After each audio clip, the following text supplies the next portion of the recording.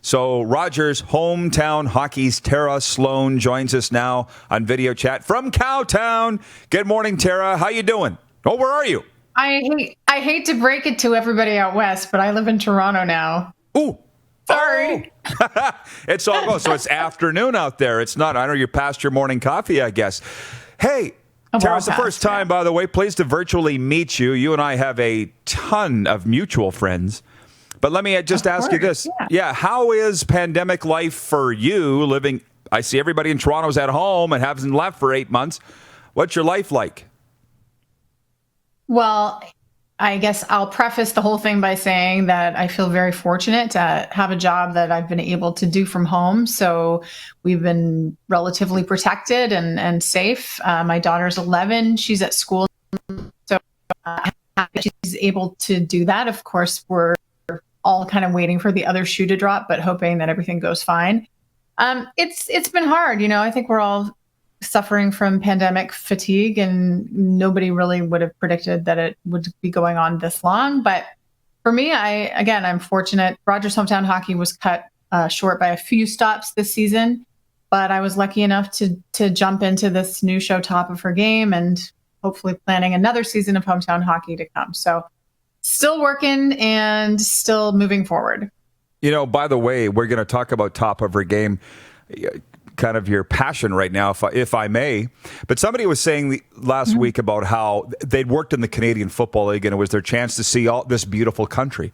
And I think about, for sure, you've got that opportunity now with Rogers hometown hockey. I mean, from Halifax to Vancouver, I've been everywhere in between, and it's all because of sport. That's why it makes me cry what's happening to sport right now. But what do you love about Rogers hometown hockey? What are the memories that come to mind in the stops that you've had? It's all about the people. Of course, the physical, geographical beauty of this country is unparalleled. But for us, it's all about the stories. And, people have been so generous in opening their literal homes, their hearts, telling us their stories and their histories. And so that's just been the richest part of it for us. And it's been a learning experience. I think Ron McLean and myself feel very grateful to have this opportunity to learn about different parts of the country, to learn about First Nations in Canada. And it's an ongoing education. So I feel very blessed.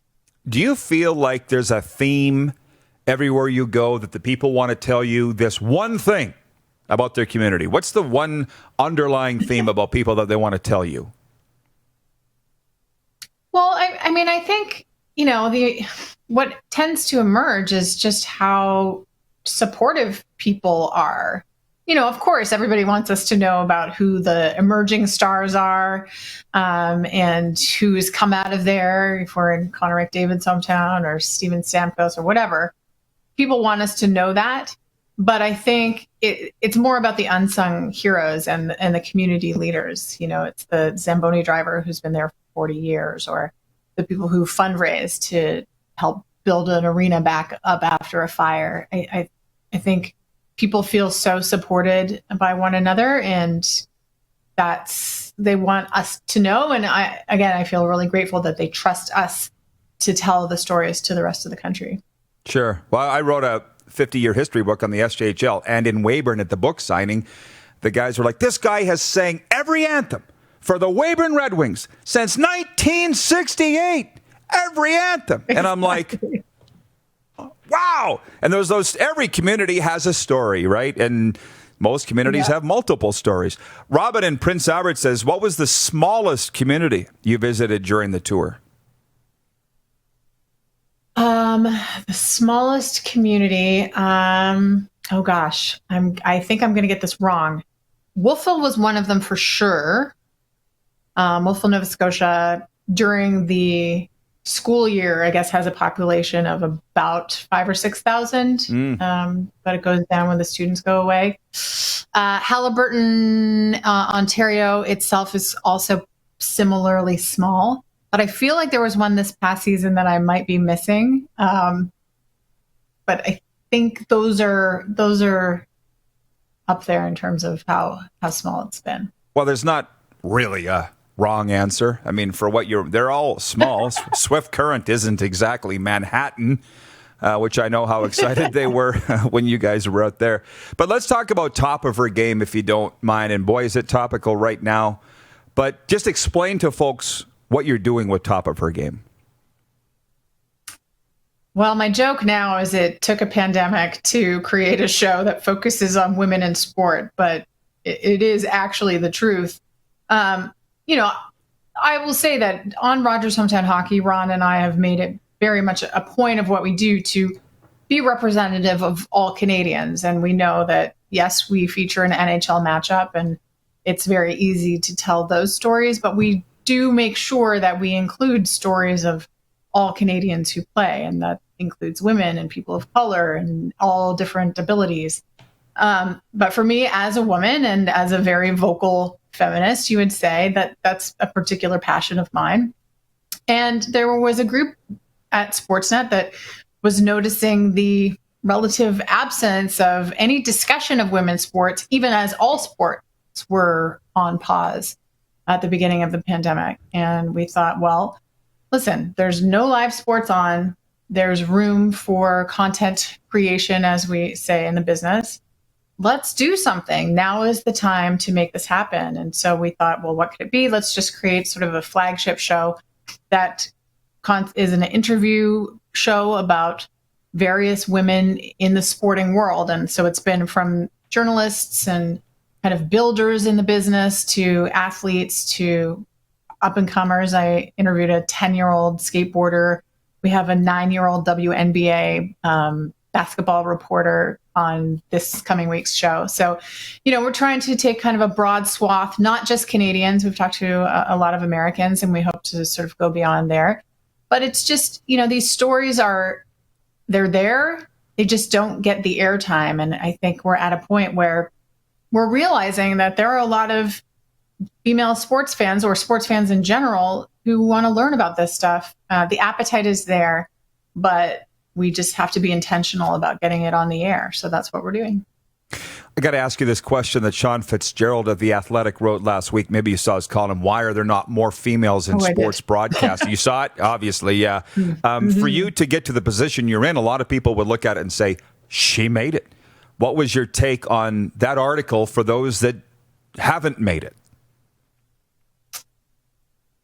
Well, it's been an uphill battle, and it continues to be an uphill battle. I think some cracks are opening up in the ceiling, but I think radio in particular has been a fairly inhospitable space for women. And so there's sort of this similarity bias where people, tend not to hire people they don't know, and sort of these groups form.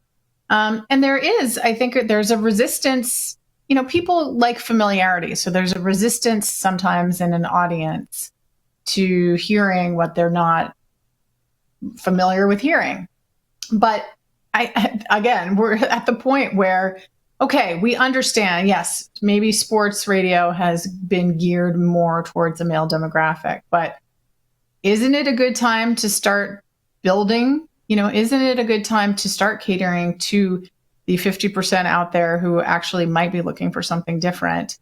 And I think it's kind of the same as when Cassie Campbell Pascal started doing color in hockey. It's just people say nasty stuff. And it's only because she's a woman. It is not because she's not qualified. It's because they're not used to hearing a woman. The more you hear it, the more it becomes normalized. And so I think it is incumbent upon the powers that be, people in positions of power and privilege to say, this is ridiculous. We have to have a more representative on-air team, and behind the scenes, let's get some women on the air. Let's get some people of color on the air and just make it normal, because it's fine. There are women who are just as into sports as men. There are tons of broadcasting students and people in the industry who want to do it. So it's just somebody's just got to open the door. So does that tie into top of her game, i.e., or is that women in sports on the field of play? Are the two related or not? No, are they arm in arm or not?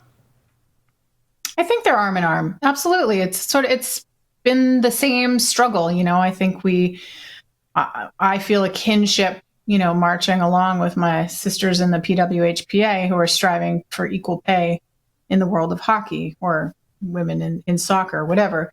We're all facing the same obstacles and challenges, and we're all forced to break down the same walls. So I feel very much side by side with them.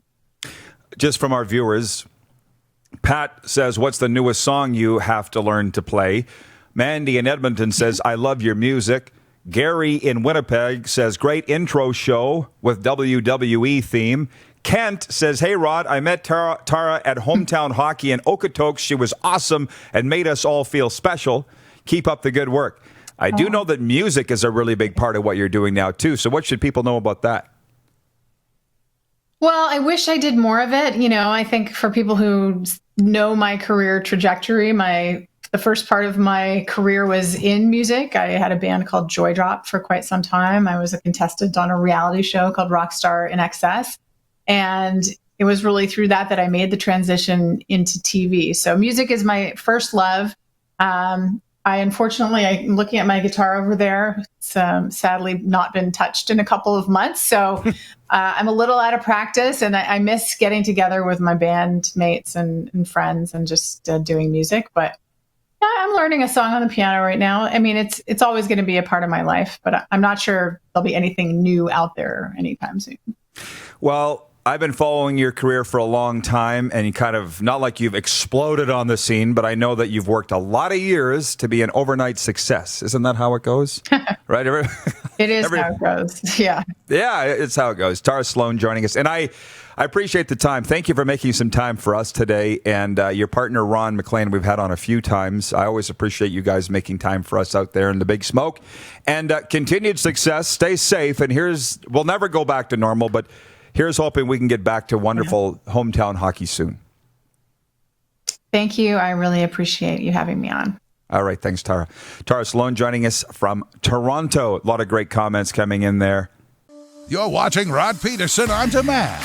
For more of The Rod Pedersen Show, visit rodpedersen.com or follow Rod Pedersen on social media.